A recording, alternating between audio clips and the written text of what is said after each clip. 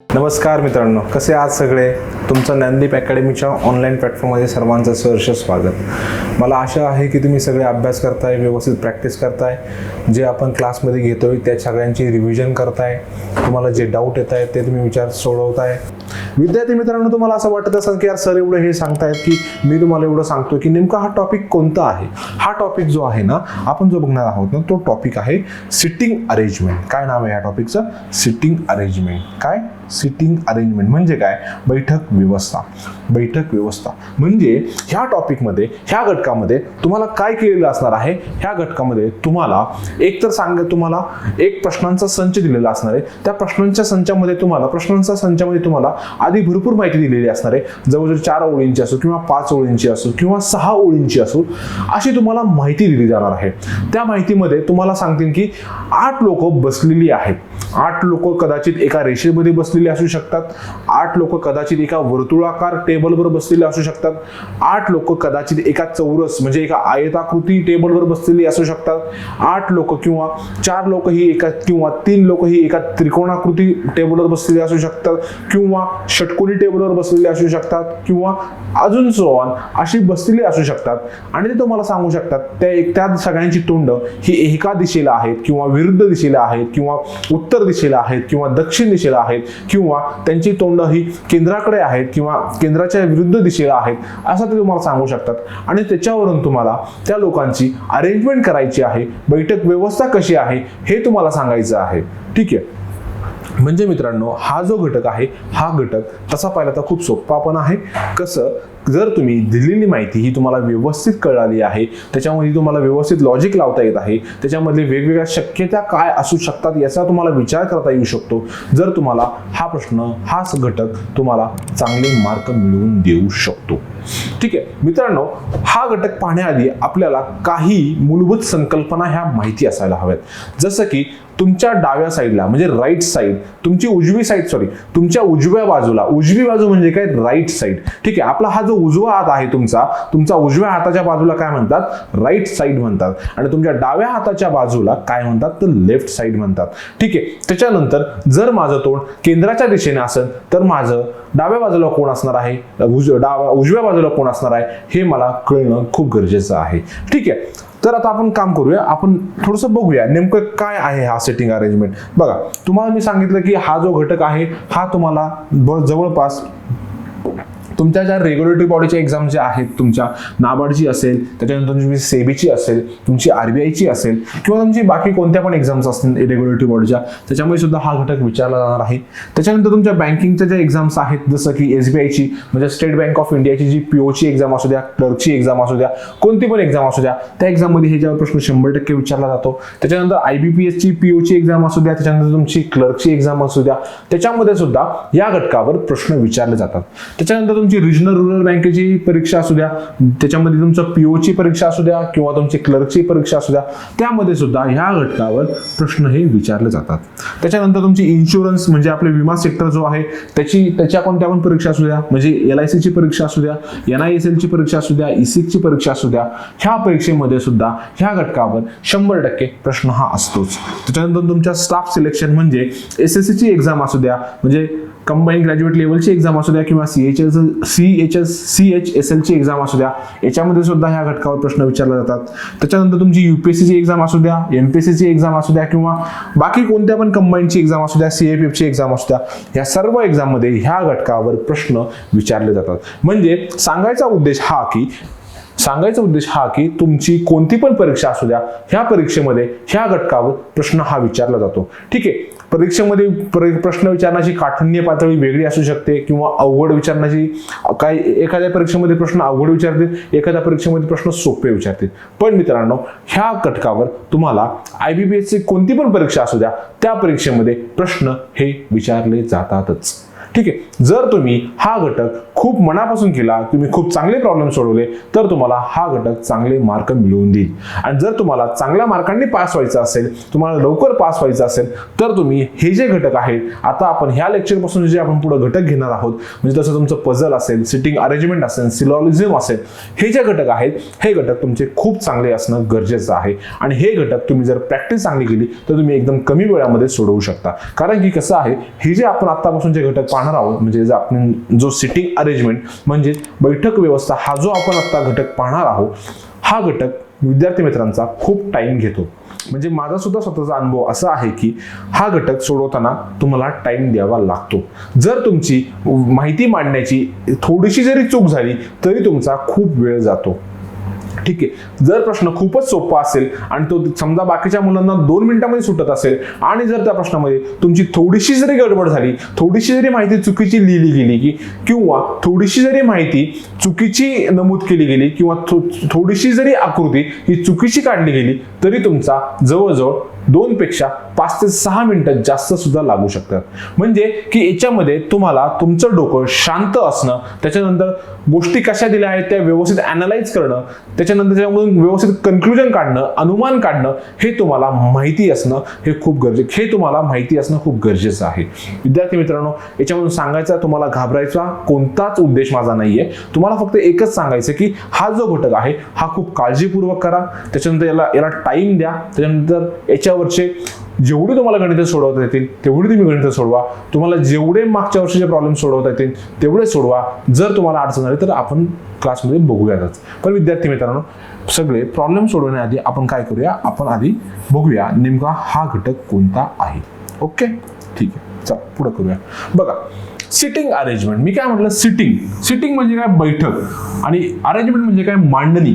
म्हणजे तुम्ही ते कसे बसले आहात त्याची काय करा, तुम्ही मांडणी करा. म्हणजे काय करा, तुम्ही क्रमवार सिटिंग अरेंजमेंट म्हणजे एका टेबलवर किंवा एका लाईनीमध्ये लोक बसलेली आहेत आणि ते बसलेले असताना त्यांनी सांगितलं आहे की हा याच्या शेजारी आहे, तो त्याच्या शेजारी आहे. हे जर सगळं तुम्हाला सांगितलं असेल तर ते म्हणतात की तुम्ही ह्या लोकांची व्यवस्थित मांडणी करा. म्हणजे आपण बघा, शाळेमध्ये असताना आपण काय करायचो, आपल्याला प्रत्येकाला रोल नंबर दिलेले असायचे, त्याच्यानंतर आपल्या जागा शाळेमधील प्रत्येक बाकावर आपल्या ह्या फिक्स असायच्या किंवा आपल्याला ती जागा दिलेली असायची. म्हणजे पहिल्या बेंचवर हा बसेल, दुसऱ्या बेंचवर तो बसेल, तिसऱ्या बेंचवर हा बसेल, याच्या उजव्या बाजूला हा बसेल, याच्या डाव्या बाजूला हा बसेल, असं आपल्याला सांगितलं जायचं. त्याचप्रमाणे इथे सुद्धा तसंच आहे. म्हणजे इथं आपल्याला काय सांगितलेलं असतं की एका लाईनीमध्ये किंवा एका वर्तुळाकार टेबलवर किंवा एकाच आयताकृती टेबलवर 4 लोक बसलेले आहेत किंवा 5 लोक बसलेले आहेत किंवा 6 लोक बसलेले आहेत किंवा 8 लोक बसलेले आहेत. आणि ही 8 लोक बसलेली आहेत, पण ही 8 लोक कशी बसली आहे हे तुम्हाला सांगतात. ते असं सांगतात की पहिल्याच्या शेजारी किंवा एच्या शेजारी बी आहे किंवा एच्या उजव्या बाजूला बी आहे किंवा सीच्या बाजूला डी आहे. हे असं त्यांनी सगळं तुम्हाला दिलेलं असतं. आणि हे दिलेलं असल्यानंतर, ही माहिती तुम्हाला सांगितलेली असल्यानंतर तुम्हाला काय करायचं असतं, ती माहिती एकदम व्यवस्थित काळजीपूर्वक भरून तुम्हाला तो एक सिक्वेन्स, एक तुम्हाला ती मांडणी करायची असते. ठीक आहे, आता बघूया काय करायचं असतं. याच्यामध्ये काय केलेलं असतं, त्यांनी तुम्हाला विचारलेलं असतं की अरेंज करा. अरेंज म्हणजे काय, मांडणी करा. कुणाची मांडणी करा, लोकांची मांडणी करा. कशानुसार, तुम्हाला काय दिलेले आहेत, काही शर्ती दिलेल्या आहेत, काही कंडिशन्स दिलेले आहेत. त्या कंडिशननुसार तुम्ही काय करा, माणसांची किंवा वस्तूंची काय करा, मांडणी करा, असं त्यांनी सांगितलं असतं. याच्यामध्ये तुम्हाला विचारलेलं असतं की तुम्ही लोकांची मांडणी करा, वस्तूंची मांडणी करा, घटकांची मांडणी करा. पण घटकांची मांडणी, वस्तूंची मांडणी किंवा माणसांची मांडणी करत असताना त्यांनी काय सांगितलेले असतात, त्यांनी काही कंडिशन सांगितलेले असतात, त्यांनी काही शर्ती सांगितलेल्या असतात किंवा त्यांनी अजून काहीतरी वेगवेगळे रूल्स सांगितलेले असतात किंवा काही वेगवेगळ्या गोष्टी सांगितलेल्या असतात. त्या सर्वांचा विचार करून, त्या सर्वांची माहिती घेऊन तुम्ही काय करा, त्या लोकांची, त्या घटकांची, त्या वस्तूंची, त्या इत्यादी गोष्टींची काय करा, मांडणी करा. ठीक आहे, म्हणजे काय करायचं असतं, आपल्याला अरेंजमेंट करायची असती, म्हणजे मांडणी करायची असती. पण ती मांडणी कशाच्या याच्यावर करायची असती किंवा कशाच्या आधारावर करायची असती, तर आपल्याला काय दिलेले असतात, वेगवेगळ्या कंडिशन्स दिलेल्या असतात. म्हणजेच वेगवेगळ्या शर्ती दिलेल्या असतात, वेगवेगळ्या अटी दिलेल्या असतात, वेगवेगळ्या गोष्टी अजून त्यांनी सांगितलेल्या असतात. ह्या सगळ्यांच्या धर्तीवर आपल्याला काय करायचे असते, अरेंजमेंट करायची असते, म्हणजे मांडणी करायची असते, त्यांची व्यवस्था करायची असते. त्याच्यानंतर त्याच्या कोणत्या ज्या लोक आहेत किंवा त्या ज्या घटक आहेत त्या घटकांची आपल्याला काय करायची असते, त्यांना जागा द्यायची असते. ठीक आहे, असं आपल्याला त्यांनी सांगितलेलं असतं. आता बघा पुढे बघा, पुढे ते काय म्हणतायत की आता कदाचित ही जी मांडणी करताना आपल्याला ती लोकांना कदाचित एका अशा वर्तुळाकार टेबलवर सुद्धा बसवायला लागू शकतं, किंवा एका लाईन मध्ये सुद्धा बसवायला लागू शकतं, किंवा एखाद्या चौरसाकृती टेबलवर सुद्धा बसायला लागू शकतं, किंवा एखाद्या आयताकृती टेबलवर सुद्धा ते आपल्याला काय करू शकतात की त्या लोकांची काय करा, तुम्ही मांडणी करा, त्या लोकांची क्रमवार मांडणी करा किंवा त्यांची अरेंजमेंट करा, असं ते आपल्याला सांगू शकतात. म्हणजे ह्या प्रश्नामध्ये आपल्याला असं सांगितलेलं असतं की तुम्ही काय करा, आम्ही तुम्हाला काही लोकांचा संच देतोय, काही वस्तूंचा संच देतोय, काही घटकांचा संच देतोय, किंवा अजून काहीतरी इत्यादी काहीतरी तत्सम गोष्टींचा तुम्हाला आम्ही समूह देतोय. ते समूह दिल्यानंतर तुम्हाला आम्ही काहीतरी शर्ती सांगतोय, काहीतरी कंडिशन सांगतोय, काहीतरी अटी सांगतोय. त्या अटींचं, त्या शर्तींचं, त्या कंडिशनचं सगळ्यांचं पालन करा. सगळ्यांचं पालन केल्यानंतर तुम्ही काय करा, त्या समूहातील लोकांना काय करा, एकतर तुम्ही वर्तुळाकार टेबलवर मांडा, किंवा एका सरळ रेषेमध्ये मांडा, किंवा एका चौरसाकृती टेबलवर मांडा, किंवा एका आयताकृती टेबलवर मांडा, असं ते आपल्याला सांगतात. म्हणजे काय, इथं आपल्याला काय करायची आहे, मांडणी करायची आहे. कुणाची, लोकांची असेल, घटकांची असेल, वस्तूंची असेल, अजून इत्यादी अजून काहीतरी गोष्टींची असेल, त्या गोष्टींची काय करायची आहे, मांडणी करायची आहे. पण ती मांडणी आपल्याला कशी करायची आहे, ती मांडणी आपल्याला ज्या प्रश्नामध्ये आपल्याला अटी दिलेल्या आहेत, शर्ती दिलेल्या आहेत, ह्या सर्वांच्या विचारानुसार ह्या सर्व अटी शर्ती यांचं पालन करून आपल्याला काय करायचे आहे, त्या गोष्टींची मांडणी करायची आहे. आणि ती मांडणी करताना आपल्याला काय करायचं आहे, आपल्याला आपलं डोकं शांत ठेवायचं आहे. त्याच्यानंतर ती माहिती नेमकी कशी आहे हे आपल्याला माहिती पाहिजे. ठीक आहे, आता आपण बघूया. तुम्हाला कळलं असेल नेमकं आपल्याला काय काय करायचं याच्यामध्ये. ठीक आहे विद्यार्थी मित्रांनो, याच्यामध्ये सुद्धा काय आहे, याच्यामध्ये सुद्धा आपण 3 टाईप किंवा 3 डायमेन्शन याच्यामध्ये आपण पाहणार आहोत, किंवा 3 बघा. याच्यामध्ये पहिल्यांदा प्रायमरी जो आहे, म्हणजे काय, प्रायमरी म्हणजे प्राथमिक मध्ये काय असतं, याच्यामध्ये काय केलेलं असतं की आपल्याला फक्त लोक दिलेले असतात किंवा माणसं दिलेली असतात, आणि ह्या माणसांची काय करायची असते, आपल्याला एकमेकांमध्ये काय करायची असते, मांडणी करायची असते. म्हणजे ते तुम्हाला सांगतील की आम्ही तुम्हाला 5 माणसं दिलेली आहेत, आणि त्या 5 माणसं जेव्हा ते सांगतात दिलेली आहेत, त्याच्यानुसार ते आपल्याला काय करतात, काही अटी देतात, काही शर्ती देतात, आणि त्या शर्तींनुसार आपल्याला ती 5-6 माणसं काय करायची असतात, एकमेकांमध्ये काय करायची असते, मांडणी करायची असते.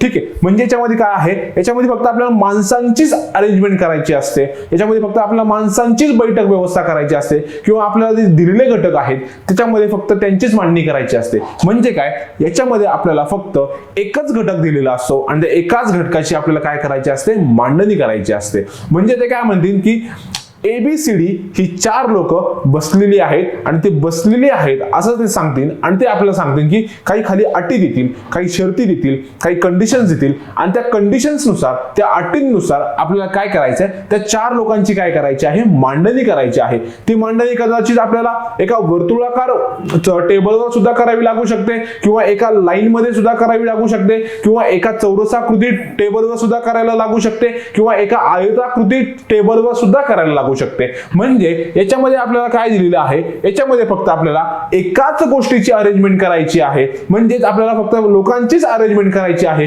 किंवा आपल्याला एका विशिष्ट घटकाचीच अरेंजमेंट करायची आहे. म्हणजे तुम्हाला कळलं का, याच्यामध्ये फक्त एकच व्हेरिएबल आहे, म्हणजे एकच घटक आहे.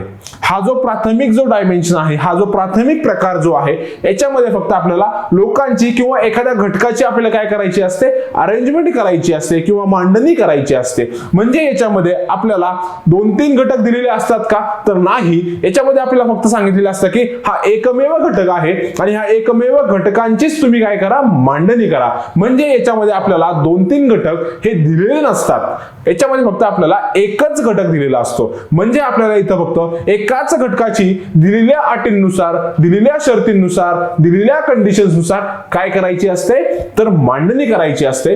हे आपल्याला कळलं पाहिजे.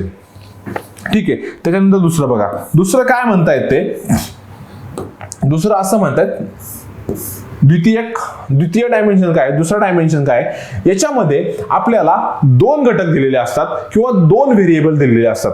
ठीक आहे, 2 व्हेरिएबल किंवा 2 घटक म्हणजे काय, एक तर ते आपल्याला सांगतात लोकांची सुद्धा मांडणी करा, आणि त्या लोकांच्या मांडणी बरोबर त्या लोक काय काम करतात, काय खेळ खेळतात, किंवा कुठे ऑफिसला जातात, किंवा कुठल्या शहरामध्ये राहतात, हे सुद्धा सांगतात. ठीक आहे, म्हणजे याच्यामध्ये काय केलेलं आहे, जरा प्रॉब्लेम थोडेसे ह्या ज्या घटकामध्ये आहे, ह्या घटकामध्ये तुमचं जे गणित आहे, तुमचं जे उदाहरण आहे, ह्या घटकापेक्षा अवघड असणार आहे. ह्या घटकामध्ये फक्त आपल्याला एकाच घटकाची काय करायची आहे, मांडणी करायची आहे.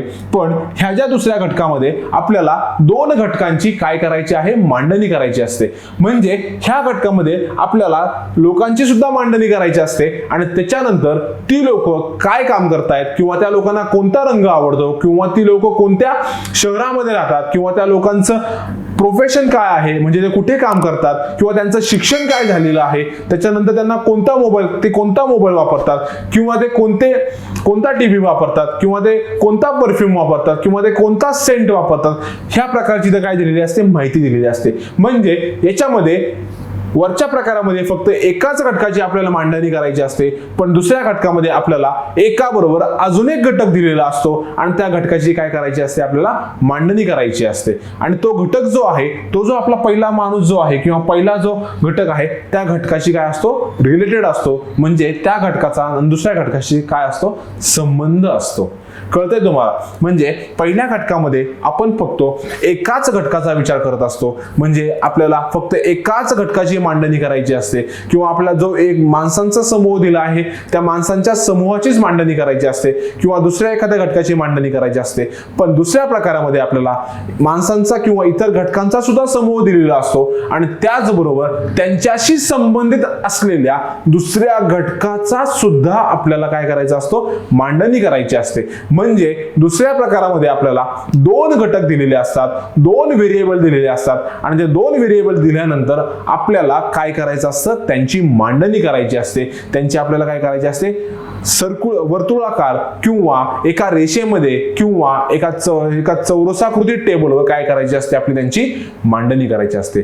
म्हणजे पहिल्या प्रकारामध्ये फक्त आपल्याला एकच व्हेरिएबल दिलेला आहे किंवा एकच घटक दिलेला आहे, पण दुसऱ्या प्रकारामध्ये आपल्याला दोन व्हेरिएबल किंवा दोन घटक दिलेले आहेत. म्हणजे काय, एक तर तुम्हाला सांगतील, आम्ही तुम्हाला लोकांची मांडणी करायला सांगतील, किंवा त्याचबरोबर त्या लोकांना कोणता रंग आवडतोय, कोणत्या शहरामध्ये राहत आहेत, किंवा कोणतं त्यांचं शिक्षण, काय त्यांचं शिक्षण झालेलं आहे, त्याच्यानंतर कोणत्या कंपनीत काम करतायत, किंवा इतर काही गोष्टी त्या त्यांच्याबद्दल सांगतील. म्हणजे दुसऱ्या प्रकारामध्ये त्यांनी पहिला घटक तर दिलेलाच असतो, पण त्याचबरोबर पहिल्या घटकाशी निगडीत, पहिल्या घटकाशी संबंधित घटक सुद्धा काय केलेला असतो, दिलेला असतो.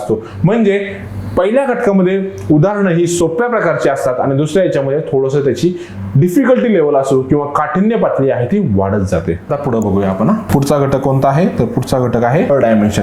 ते काय म्हणतायत की याच्यामध्ये तुम्हाला आपलं काय केलेलं असतं, याच्यामध्ये आपल्याला लोकांची किंवा इतर घटकांची काय करायची असते, मांडणी तर करायचीच असते, पण त्याचबरोबर त्यांचे अजून काय केलेले असतात, त्याचबरोबर त्यांचे आपल्याला दोन घटक, त्यांच्याशी संबंधित दोन घटक दिलेले असतात. म्हणजे याच्या आधीच्या प्रकारामध्ये आपल्याला माणसांची किंवा घटकांची ही मांडणी करायचीच असते, पण त्याचबरोबर त्या घटकाशी संबंधित आपल्याला एक घटक अजून दिलेला असतो.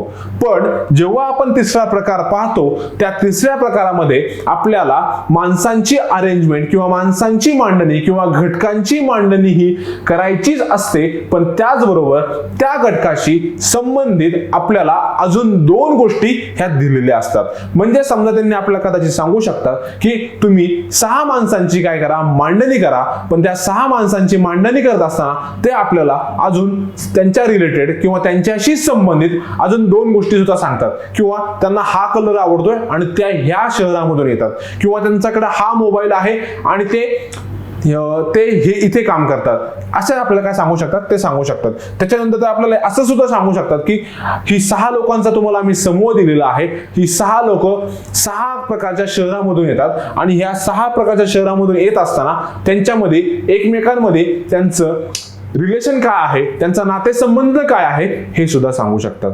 म्हणजे तुम्हाला कळतंय का, जसं आपण ह्या प्रकारातून ह्या प्रकारामध्ये येते, तसं आपलं जो आहे आपली काठिण्य पातळी आहे ती वाढत जाते आणि आपण दुसऱ्या प्रकारातून तिसऱ्या प्रकारामध्ये येतोय तेव्हा आपली काय होते, काठिण्य पातळी ही वाढत जाते. ठीक आहे. म्हणजे काय, आपण थोडक्यात एक काय करूया, एकदा रिवाइज करूया. म्हणजे ह्या ज्या पहिल्या प्रकारामध्ये आपल्याला काय दिलेलं असतं, फक्त एकच घटक दिलेला असतो आणि ते एकच घटक दिलेला असताना आपल्याला काय करायचं असतं, त्यांची एकमेकांमध्ये काय करायची असते, मांडणी करायची असते. आणि जेव्हा आपण दुसरा घटक पाहतो, दुसरा डायमेन्शन पाहतो, त्यामध्ये आपल्याला काय दिलेलं असतं, त्या माणसांची तर किंवा त्या घटकांची आपल्याला मांडणी करायचीच असते, पण त्याचबरोबर त्या माणसाचा एखादा गुणधर्म, त्याच्याशी संबंधित असणारी एखादी बाब आपल्याला काय दिलेली असते, त्याच्यामध्ये दिलेली असते.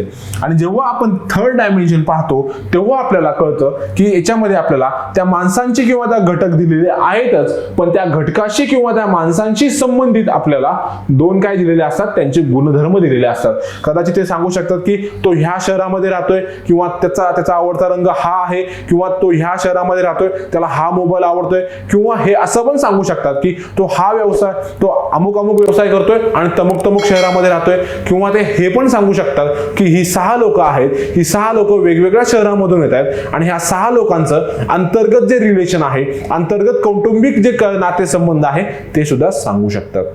ठीक आहे, म्हणजे तुम्हाला कळलं का, ह्या अरेंजमेंट मध्ये आपल्याला काय नेमकं बघायचं आहे आणि काय बघायचं नाहीये, तुम्हाला हे कळलंच असेल. ठीक आहे, खूप सोपा टॉपिक आहे मित्रांनो. तसा पाहिलं तर जर तुम्ही व्यवस्थित केला तर हा तुम्हाला घटक जो आहे तुम्हाला चांगले मार्क काय करू शकतो, मिळवून देऊ शकतो. ठीक आहे, आता आपण पुढे बघूया मित्रांनो.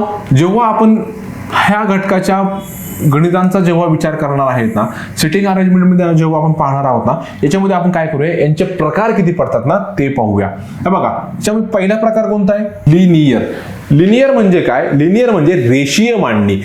लिनियर अरेंजमेंट म्हणजे काय, रेषीय मांडणी. आणि दुसरा प्रकार जो आहे सर्क्युलर. सर्क्युलर म्हणजे काय, तर वर्तुळाकार मांडणी. ह्या वर्तुळाकार मांडणीमध्ये तो एक वर्तुळ असतं, त्या वर्तुळ किंवा वर्तुळाकार टेबलच्या भोवती काय केलेली असते, माणसांची किंवा घटकांची काय केलेली असते, मांडणी केलेली असते.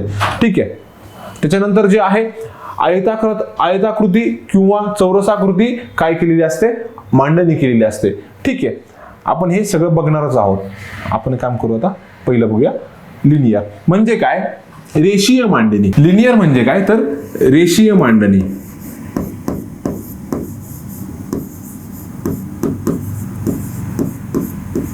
हे रेषीय मांडणीमध्ये काय केलेलं असतं की तुम्हाला सांगितलेलं असतं की 6 लोक ही एका रेषेमध्ये बसलेले आहेत आणि 6 लोक रेषेमध्ये बसलेले असताना ते तुम्हाला सांगतात की त्या सगळ्यांची तोंड ही दक्षिण दिशेला आहेत किंवा उत्तर दिशेला आहेत.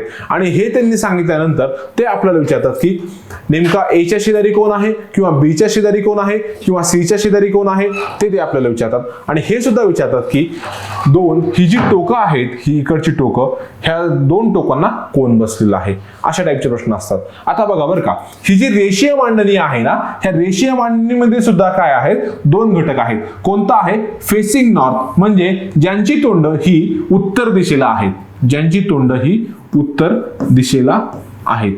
आणि फेसिंग साऊथ म्हणजे ज्यांची तोंड ही कुठे आहेत, दक्षिण दिशेला आहेत. कुठे, दक्षिण दिशेला. मित्रांनो, आपण शाळेमध्ये शिकलेलो आहोत. काय शिकलेलो आहोत शाळेमध्ये आपण, जेव्हा आपण भूगोलाच्या याच्यामध्ये आपण काय शिकलेलो आहोत, ही जी दिशा असते ही कोणती असते, ही जी असते तुमची उत्तर दिशा असते. कोणती, उत्तर दिशा. ही जी असते खालची, ही कोणती असते, ही असते दक्षिण दिशा. कोणती, दक्षिण दिशा. ही जी असते ही कोणती असते तुमची, सांगा बरं जरा पटापट मला, कोणती असते, ही असते पश्चिम दिशा. कोणती, पश्चिम दिशा. आणि ही जी असते ही कोणती असते, ही असते पूर्व दिशा. ठीक आहे, म्हणजे जर मी ह्या बोर्डच्या समोर उभा राहिलोय तर माझं तोंड कोणत्या दिशेला आहे, तर माझं तोंड हे कोणत्या दिशेला आहे, उत्तर दिशेला आहे.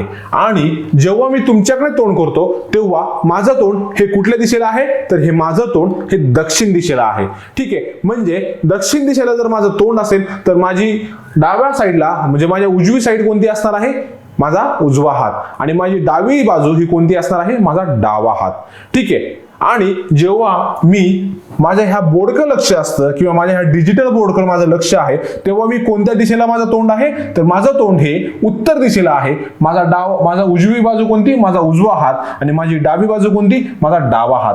म्हणजे बघा, साधी गोष्ट तुम्हाला सांगतो, जर तुम्ही आता तुमच्या मोबाईल समोर असाल तर तुमच्या मोबाईल समोर तुमचं जो तोंड आहे ती तुमची बाजू कोणती दाखवणार, ती तुमची उत्तर बाजू दाखवणार. ठीक आहे. आणि जेव्हा तुम्ही मोबाईलच्या विरुद्ध दिशेला तोंड करता तेव्हा तुमची बाजू कोणती असणार आहे, तर तुमची बाजू ही दक्षिण असणार आहे.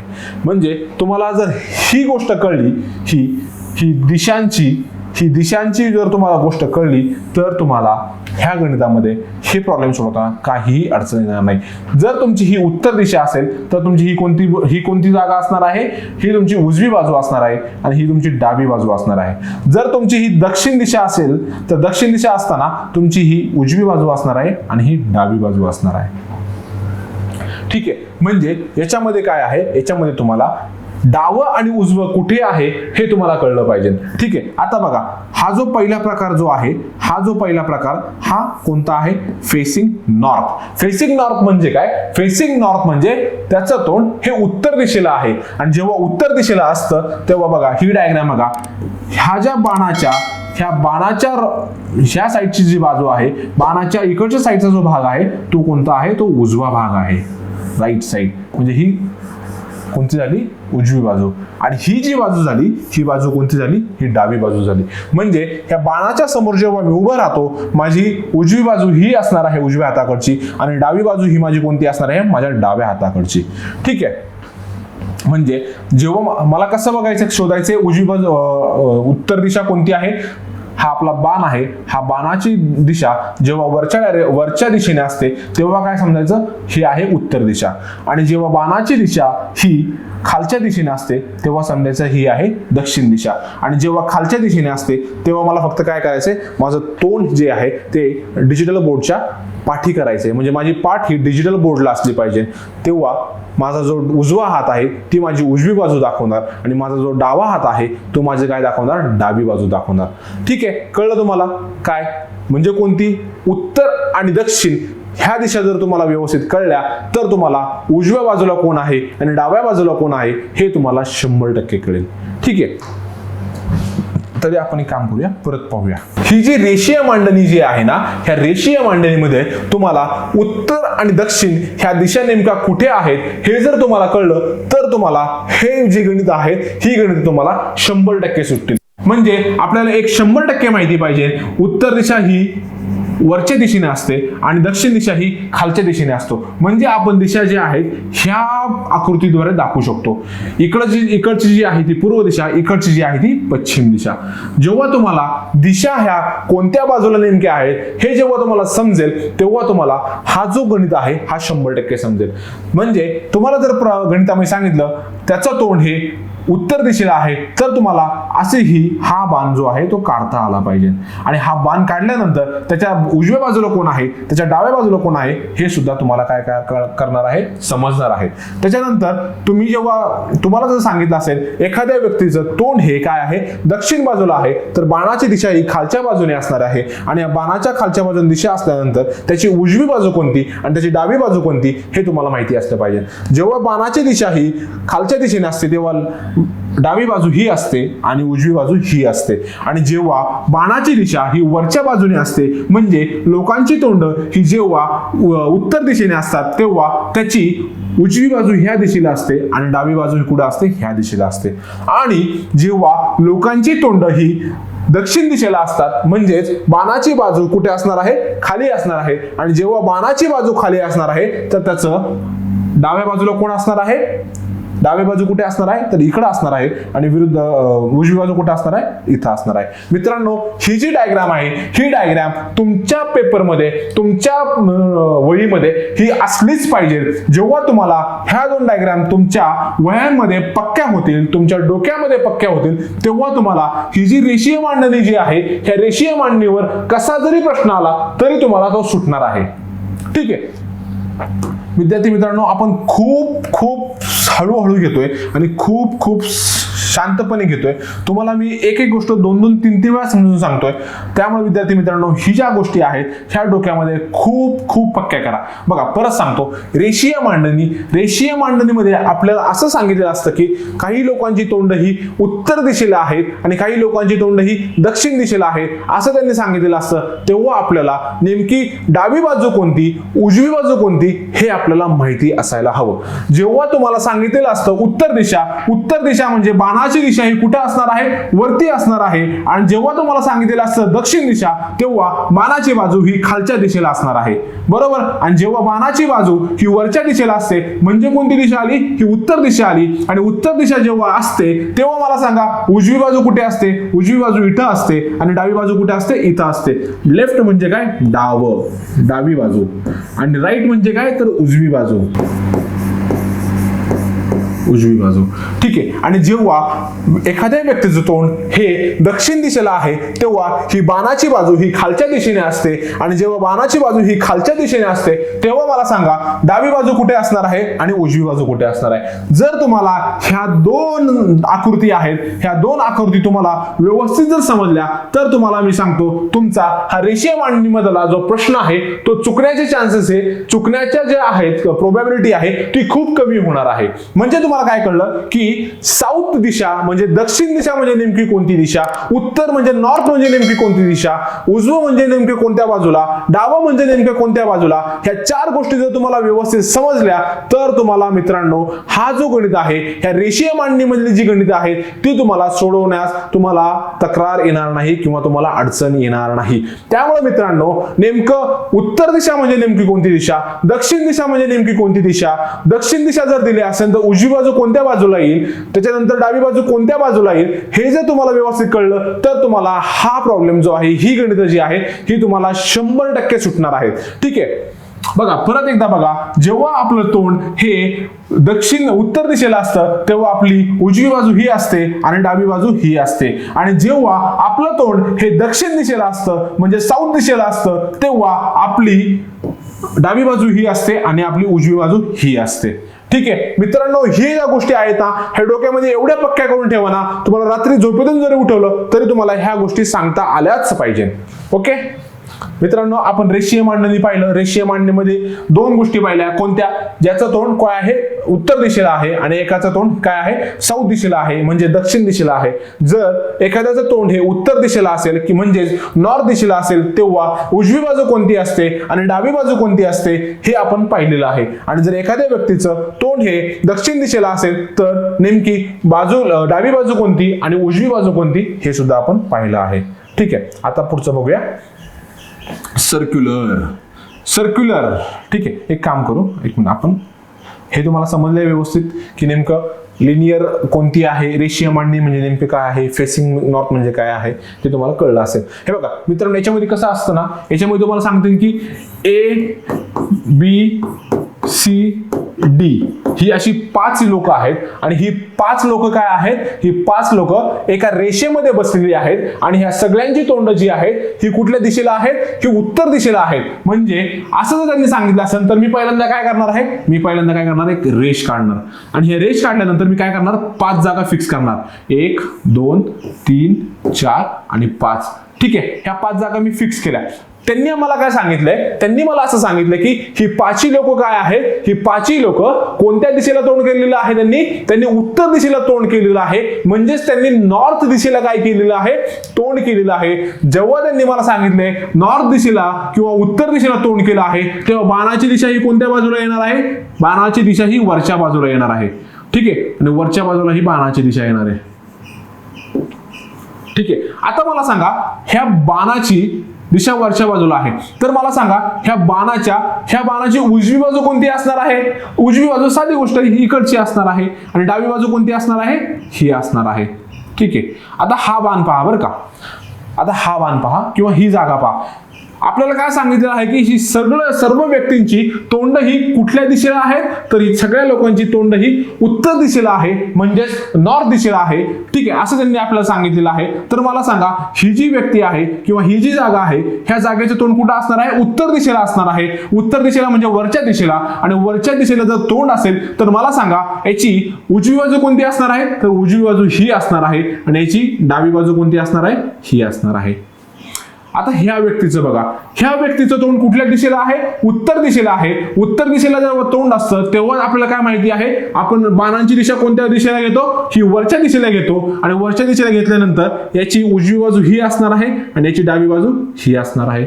बरोबर, कळते तुम्हाला. त्याच्यानंतर बघा ही घेतली, ही जागा घेतली मी. ह्या जागेमध्ये मला सांगा की बाणांची दिशा ही वरच्या बाजूला आहे आणि वरच्या बाजूला जेव्हा बाणांची दिशा असते तेव्हा आपण काय ठरवलंय, ही उजवी बाजू इकडे असणार आहे आणि डावी बाजू कुठे असणार आहे, इकडे असणार आहे. त्याच्यानंतर मला सांगा, ही जी व्यक्ती आहे शेवटी बसलेली, ही टोकावर बसलेली, ह्या टोकावर बसलेल्या व्यक्तीचं तोंड हे कोणत्या दिशेला आहे, त्या व्यक्तीचं तोंड हे उत्तर दिशेला आहे, म्हणजे नॉर्थ दिशेला आहे. आणि जेव्हा नॉर्थ दिशेला तोंड असतं तेव्हा बाणांची दिशा कोणत्या दिशेला असते, ही वरच्या दिशेने असते. आणि वरच्या दिशेने जेव्हा बाणांची दिशा असेल तेव्हा आपण काय ठरवलंय, ह्या इकडची बाजू कोणती असते, उजवी असते आणि इकडची कोणती असते, डावी असते. ठीक आहे मित्रांनो, हे असं आपण बघितलेलं आहे.